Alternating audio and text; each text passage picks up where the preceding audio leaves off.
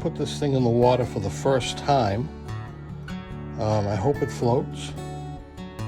I'm going to take it out for a little test run to see how it goes.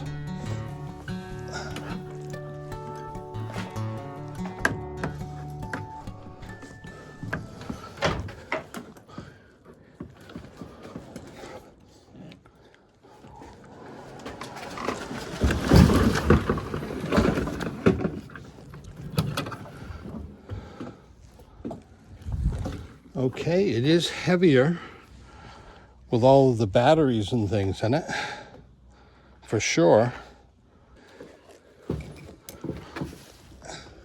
So I'm going to put all of my mass into this thing and hope that it floats. Standing up in it, and it is reasonably stable.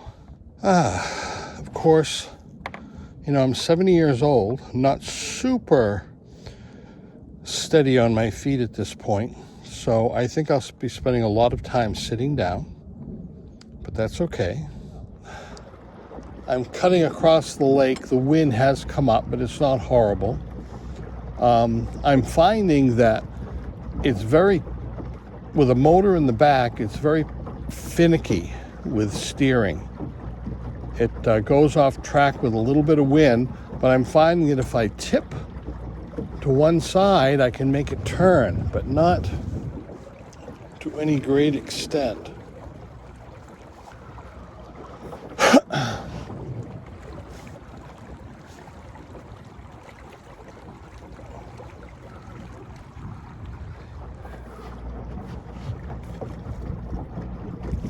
Yeah, like any boat, any small boat, when you're going into the wind, it tends to want to turn it.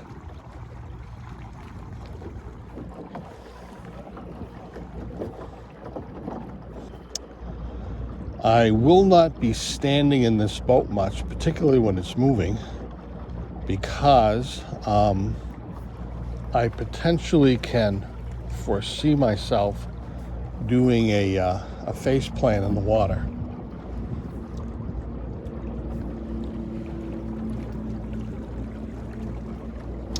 I think maybe 5 or 10 years ago, it would have been a stabler boat for me. I'm heading for that cove right there where there's probably some still water. There usually is. And this water really isn't that choppy, but I can feel the wind. So, yes, you're sitting up high, and this boat I don't think would ever tip over. But when you walk on it, it does give. And like I said, my balance is not what it used to be. This seat, though, is very comfortable.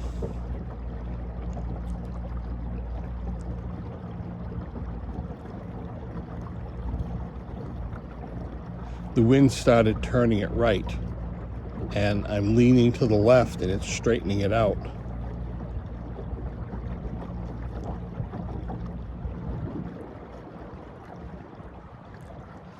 I am moving right along, though. I have a 46-pound thrust motor in the back. There's one in the front, too, but it's not being activated right now. But, geez, I'm going to do a speed test in a second. I have some pretty accurate recording equipment for that. Well, I've got a clamp-on meter here, and I'm going to set it to measure 60 amps. And then with this button right here, you zero it out, and you clamp it on the positive side of whatever you're testing.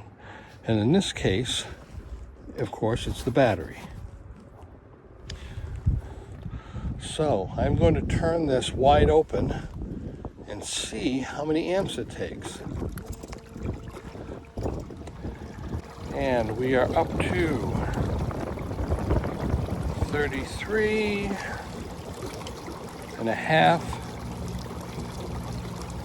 33 to 33.5. Of course, that will increase if we go hit a headwind. And I'm going to check it on 4 now, because that was wide open. It takes 20 on 4. I'm going to drop it down to 3. It's 18. I'm going to drop it down to 2. It's 13, which looks like a good trolling speed. And 1, which is 10 amps. So let me turn this off. That's pretty good and kind of what I expected. So that's sort of what I expected. 34 or 35 amps wide open. I have 200 amps of lithium. I could use about 180 of that. So maybe 5 to 6 hours of running time on high, which I will not be doing that much. That's just basically to get where I'm going and to get home sometime when you're done. So I'm pleased with that. If I ran both motors wide open, it would be about 60 amps or more. So it would last half that time. But if I had plenty of juice left in the batteries and I had a ways to go, I could turn them both on. Motors, you don't need to. Adding 2 doesn't make you go that fast in calm water. But if you're fighting a headwind, and you can almost zero out sometime its speed. And as a result, adding another motor doesn't give you necessarily more speed, but it gives you more power so you can move forward. That's really the only reason when it's needed, though. Okay, I've got my Garmin on, which has the speed, the GPS speed, and I'm going against a slight headwind. I have it on open on 5, and the speed says 2.8792, so it's shy of 3 miles per hour, which I'm content with. If those are fish, that's cool.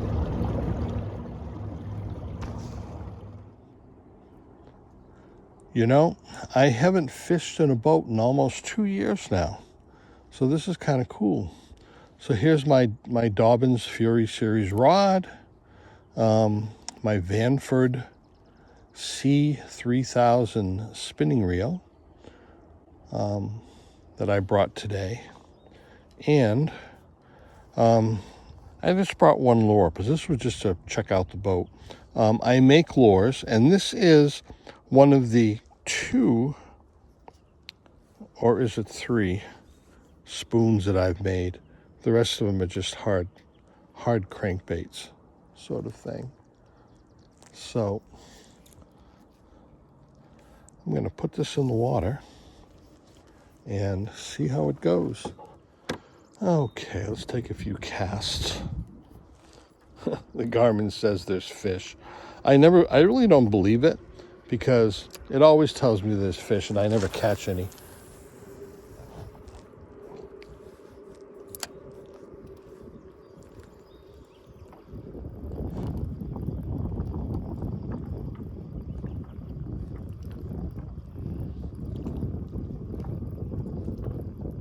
Yes, I'm much more of a lure builder and a boat putter together, a maker, I guess you might call it, than I am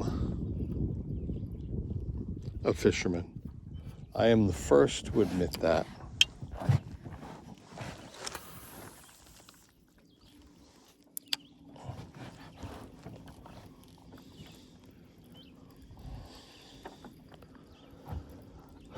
But unlike some of you guys that I see online, I will not be doing much standing in this boat. I will be fishing from the seat of my pants.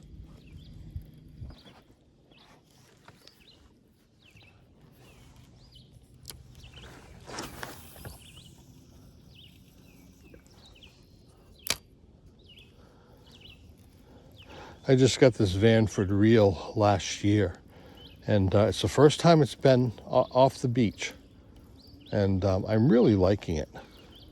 a lot. This cove isn't famous for me catching many fish, except way up in the corner over there, some pickerel. And there aren't many pickerel in this lake anymore since they started stocking it with other stuff years ago. It used to be exclusively bass, pickerel, some perch. Now it's bass and crappie, which we never had years ago. And in the fall, the downriggers go out and they catch salmon and trout, which of course are the ones that they stock.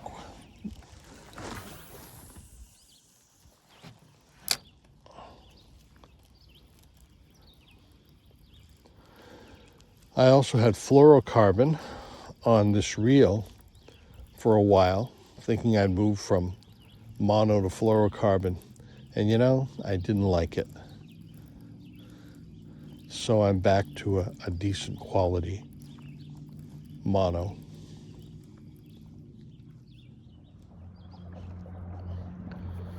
So a new development. The motor has developed one forward speed, wide open. But incidentally, speed 4 is speed 4 or speed 3. Anyway, it goes a lot slower. But all the other ones are just wide open.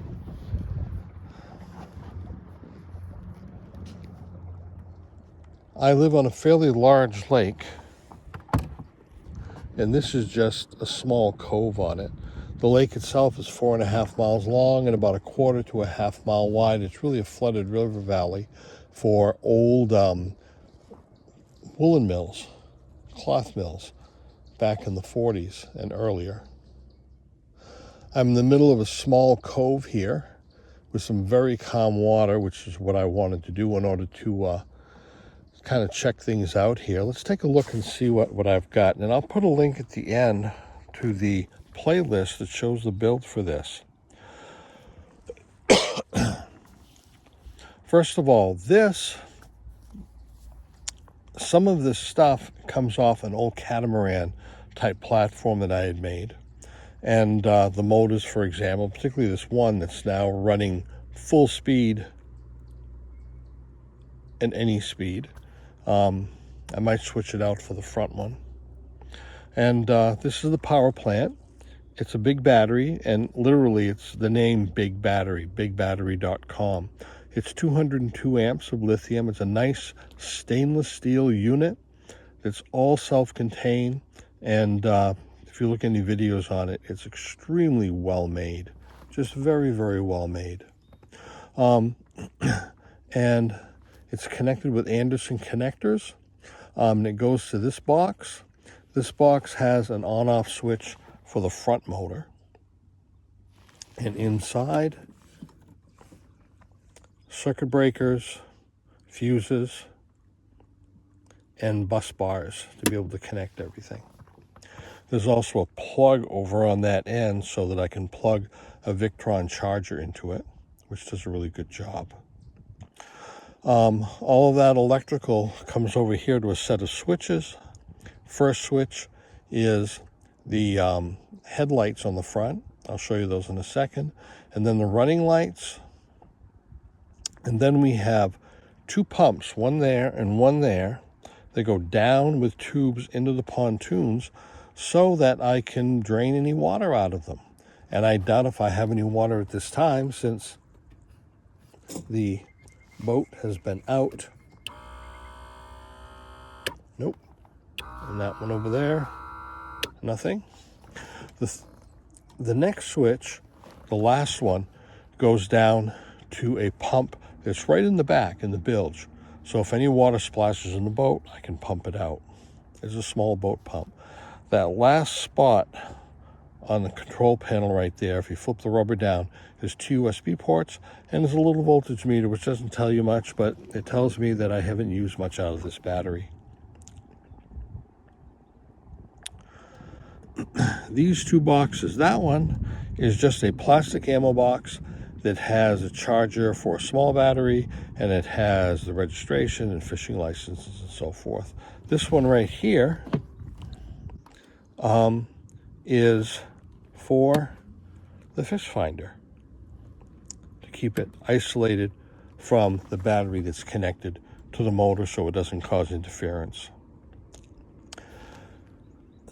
I have down here the transducer for the Garmin fish finder, and it flips up in the back and tightens with this knob right here. The same sort of system over here, but this is a rudder, or I like to call it a drift reducer. When you put it down, if I'm going to run the front motor, which I want to try in just a moment, I have a bimini top which is offset on the sides, so I didn't have to pull it in. So I was able to get a regular boat bimini top, and not one of those that has the straps on both ends that are very, very small. But I had to extend it because it was too wide as is. But this is going to make it work, I think. Okay, let's swing around to the front. Okay, I've spun around to the front, and I'll tell you, just spinning around is about all I'm going to do. I am not going to be standing up in this thing. I have a generic GoPro here, which seems to work pretty good. First time using it, I've turned it on a little bit. You may see a little bit of video in this vlog here. Those two black things right there are the headlights, and right over there on the front of it, little silver thing, is the green and red running light, and the white one's in the back. Of course, the front 46-pound Newport motor.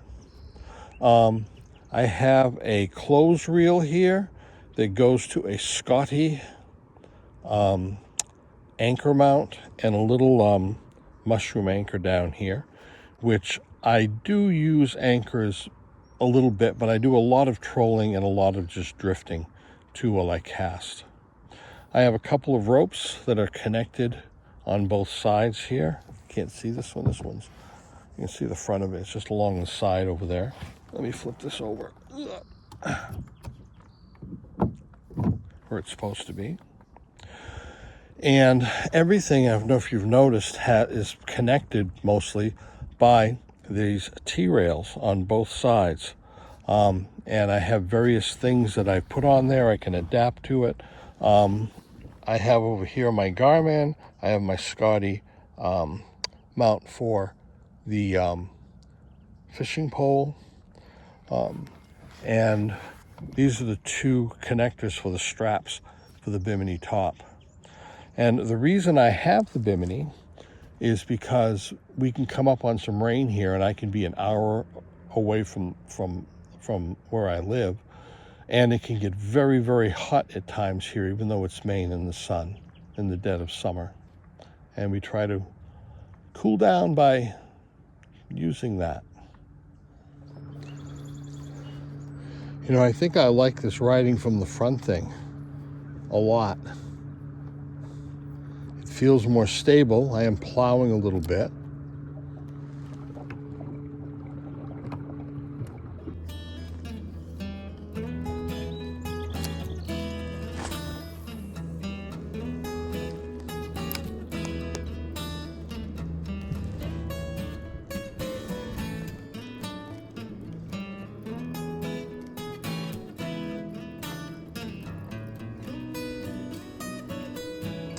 You know, I used to catch a lot more fish when I didn't use my lures before I started making them. But I have this thing that when I make a lure, I just have to use it.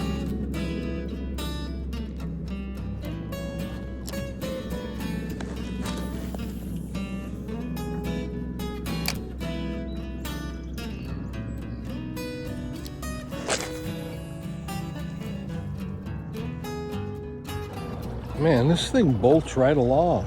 Wow. Maybe it's because I'm sitting in the front and it's kind of plowing, but it's moving really nicely.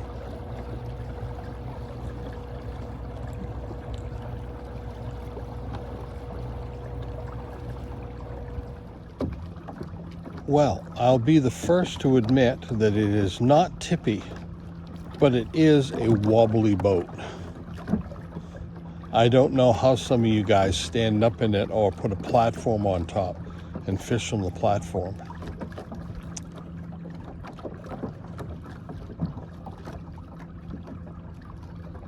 I'm just sort of trolling along here right now at a moderate speed.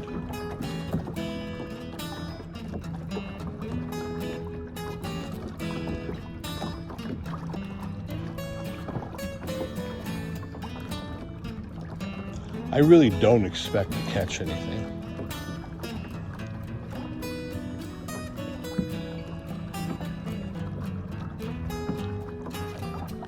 The water's fairly cold. I mean, I have a sweatshirt on. It's probably about 55 degrees at the end of May in Maine. Well, things are starting to get a little choppy and windy, and it looks like potential rain, so I just live right over there.